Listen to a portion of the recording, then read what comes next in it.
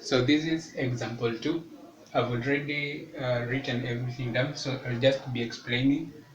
So the question says, determine the magnitude and direction of a force of 8 kilonewtons acting at an angle of 50 degrees to the horizontal, and a force of 5 kilonewtons acting at an angle of negative 30 degrees to the horizontal. So in this question, you have to come up with two diagrams. First is the stress diagram, whereby you just represent the forces in the way the question states it. Then you have the vector diagram. So in the vector diagram, we are going to consider what is called triangle of forces. So in this case, the head and the tail. So the resultant of the force of the two forces will join the tail and the head of those two forces. So like in this case, I've named this. So you have, this is the first 8 kilonewtons. So it comes here. So this is the Cartesian plane. So it will come from O to this point A. So that is the force, 8 kilonewtons. Then you have AC. AC represents this force. So if you just pick up this force here, if you just take it and transfer it here, so that is why we are coming up with this. So we just transfer this force, 5 kilonewtons. So from here it moves to that point. So it means that we are going to join the tail of this force, that is 5 kilonewtons, to the head of this force, 8 kilonewtons. So that is what has happened here. So we come up with kind of a triangle when we have the RF, the resultant force, join from the tail to the head of this other force. So this is the triangle that we are coming up with.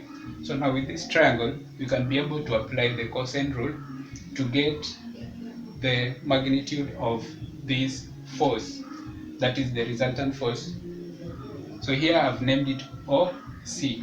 So to get OC, using the cosine rule, you have OC squared is equals to OS squared plus AC squared plus 2 into OA times AC times cos theta. So cos theta here, we'll take it as angle OAC. Why?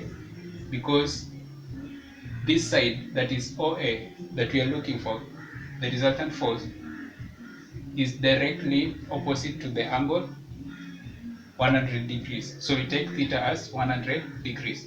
So when you've substituted into this equation, so here we have 8 squared, 5 squared, and then we come up with this. So what you're going to get in this bracket is, use a calculator.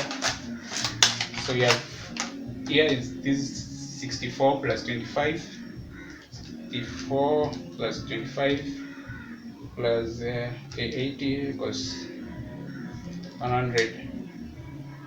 So we have 80 cos 100. So this gives us a negative 13.89. So 64 plus 25 minus the answer. So we end up with 102 point. So the whole of this 102.89. So still we have to get OC. So OC is the square root of that. So the square root of that is 10.14 kilonewtons. So this we end up with 10.14 kilonewtons. So this is the magnitude of the resultant force, and we need to get the direction of this resultant force. How do we go about this? We apply the sine rule. So how do we start getting this?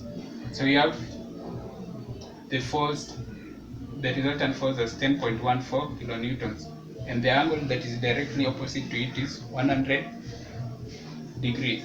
So you can start from that point.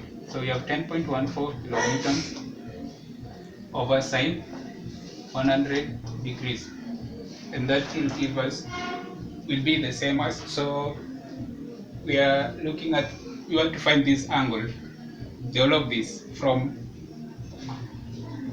so this, the angle that includes alpha and, so the angle that is including alpha plus theta, let us name it beta. sorry, the angle in between those two angles, the angle in between, so angle, we want to find angle uh, A or C. So to get angle A or C, we say, so this side is 5 kilonewtons and this side is 8 kilonewtons. So we have 5 kilonewtons over sine angle A or C. So to get angle A or C, we say 5 sine 100 over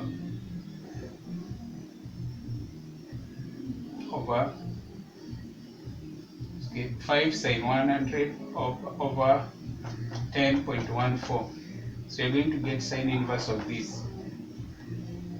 So if you work that out, we have 5 sine 100 divided by 10.14. So sine inverse of that is, so we get this angle as 29.05 degrees. But that is not the angle that is subtended in between the horizontal axis and the resultant force. So to get that angle, remember the all of this was 50 degrees. So you say, let's name it beta. So beta is equals to 50 minus 29.05 degrees. So what do you get? 50 minus 29.05. So you get 20.95 degrees. So this, if we want to fully define this resultant force, we have to mention the magnitude and the angle that is subtended in between the resultant force and the horizontal axis.